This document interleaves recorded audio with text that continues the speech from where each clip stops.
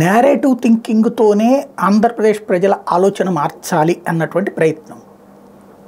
ఒకటి, వివేకానంద రెడ్డి గారి కేసులో తాజాగా మరొకసారి ఇది బెయిల్ రద్దు చేయాలంటూ దస్తగిరి వేసిన పిటిషన్. విచిత్రం ఏంటంటే దస్తగిరికి 6 పోలీసులతో భద్రత కల్పించారు, 3+3. దస్తగిరి ఏ లోకానికి ఉద్ధారకుడు? స్వయంగా గొడ్డలతో మర్డర్ నేనే చేశాను అని చెప్పినవాడు. వెంటనే వాడు అమాయకుడు అంట, వాడి చేత చేయించారంట అని చెప్తున్నాడు. మరి నీతో నాతో ఎందుకు చేయించరు? ప్రాక్టికల్గా మనకు కూడా డబ్బులు ఇస్తే మర్డర్ చేసేస్తామా? మనం మన మనసుల్ని చంపుకుంటున్నాం మన నాయకుల కోసం అనేటువంటిది దాన్ని మాట్లాడేటటువంటి వాళ్ళు ఆలోచించుకోవాల్సినటువంటి అంశం. ఇది ఒక అంశం పక్కన పెడితే, లాజికల్ పాయింట్ని మిస్ చేస్తున్నది. నేను ఇంతకుముందు కూడా చెప్పాను, ఫస్ట్ ఎప్పుడు కూడా వాడు చంపేశాడు వీడు చంపేశాడు. ఇప్పుడు అప్పట్లో ఎన్టీ రామారావు లక్ష్మీపార్వతే చంపేసింది, గుర్తుందా? నేను మాట్లాడింది ఒకసారి అబద్ధమైతే గుర్తెచ్చుకోండి. లక్ష్మీపార్వతే చంపేసింది అనే కదా అప్పుడు పత్రికల్లో రాసింది, చంద్రబాబు వీళ్ళందరూ మాట్లాడింది. మరి తర్వాత చంద్రబాబు అధికారంలో ఉన్నారు కదా, ఎందుకని లక్ష్మీపార్వతిని అరెస్ట్ చేయలే? ఎందుకని జైల్లో పెట్టలేదు? లేదు. అప్పుడు ఇంకొకటి, కోట్లు తినేసింది లక్ష్మీపార్వతి, దాంతోనే అన్నగారు ఎట్లా అయిపోయారు. మరి లక్ష్మీపార్వతి దగ్గర ఏమైపోయినాయి ఆ కోట్లన్నీ? ఎక్కడికి పోయినాయి? ఎందుకు స్వాధీనం చేసుకోలేదు? ఏమైంది అప్పుడు? కాబట్టి ఒక నేరేటివ్, ఆ రోజున ఎన్టీ రామారావుని గద్దె దించడానికి ఒక భూతాన్ని చూపించాలి. ఆ భూతం లక్ష్మీపార్వతి. అక్కడ విషయం ఏంటి? ఎన్టీ రామారావు రెండో పెళ్లి చేసుకోవడం వీళ్ళకి ఇష్టం లేదు, అంతే, సింపుల్ లాజిక్. అది కుటుంబానికి ఇష్టం లేదు.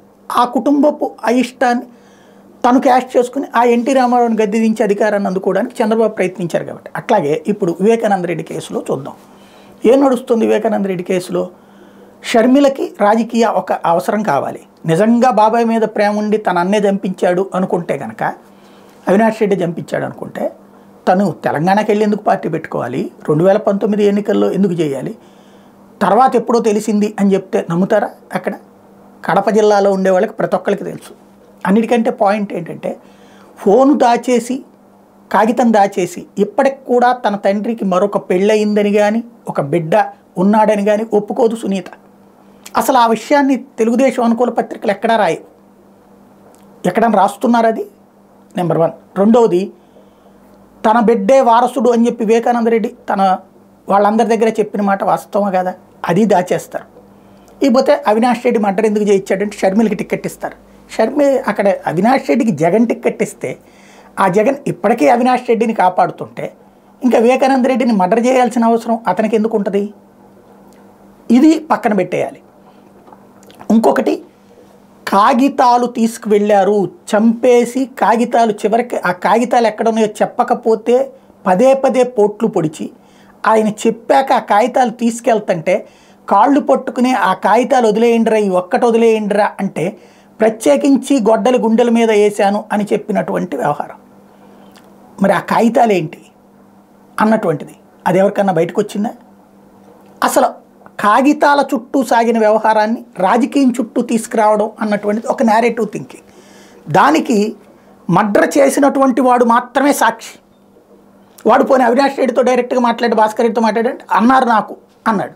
దాన్నే బేస్ చేసుకుని అంటే నేరేటివ్ క్రియేషన్ అనేటువంటిది ఇదే నడుస్తుంది. అందుకని నేను చివరికి న్యాయస్థానాలు ఏం చెప్పినాయి, ఆ మొట్టమొదటి అధికారి చేసిన దర్యాప్తుకి రెండో అధికారి దర్యాప్తుకి తేడా ఉంది, అతను ఇంటెన్షన్తో చేస్తున్నాడని రామ్ సింగ్ అనేవాడిని తీసేయమన్నారు. చివరికి దర్యాప్తు ప్యానల్లో అతన్ని పెడతామంటే అది కూడా వద్దని సుప్రీంకోర్టు ఏకంగా వార్నింగ్ ఇచ్చి తీపిచ్చింది. చివరికి అతను చేసిన ఎఫ్ఐఆర్ కంటిన్యూ చేస్తూ అరెస్ట్ చూపెడుతూ సాక్ష్యాల తారుమారు అన్నది ఏది, తన ఎదురుగుండా రక్తం తుడిచారు అన్నటువంటి పాయింట్ మీదనే అక్కడ అతన్ని ఏది అవినాష్ మీద కేసు. ఫైనల్గా అతన్ని అరెస్ట్ చేయించకుండా అడ్డుకున్నాడు జగన్మోహన్ రెడ్డి. ఎస్, నేను ఒప్పుకుంటా, దాని వెనకాల ఖచ్చితంగా కుట్ర ఉందన్నాడు.